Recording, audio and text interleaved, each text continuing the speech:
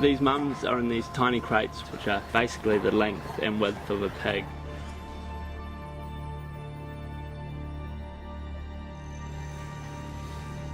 They can't move, they can't turn around. So there's these mums lying there with the bars pressing in against them on both sides, and their babies around them running from one side to the other.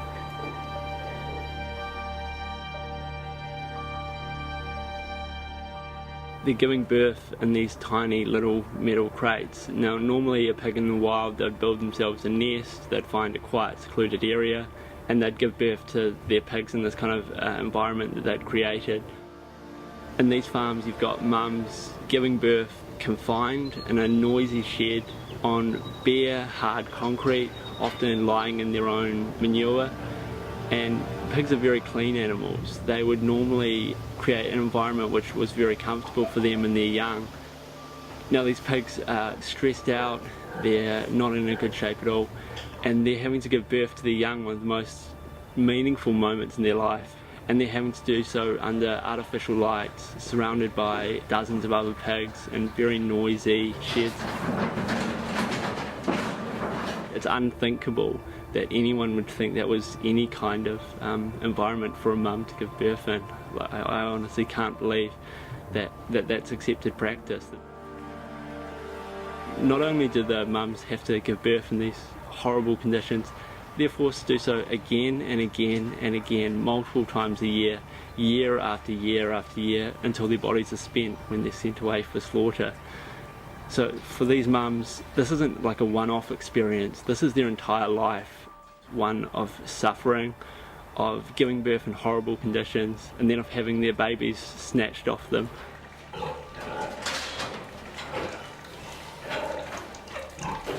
I can't imagine myself having to sit in a crate for that time, let alone that being basically my whole life. I think being in those conditions would be incredibly frustrating, and what we often see in pig farms is pigs having given up their will to live, basically, like just staring at the floor, looking completely miserable and not even present in anything, like they're just there waiting to die almost.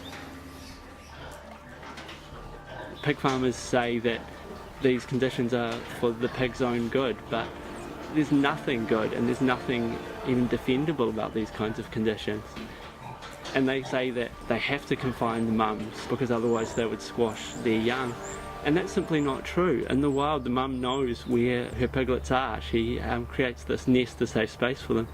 And as we see every single time we go into a shed, we see dead piglets everywhere.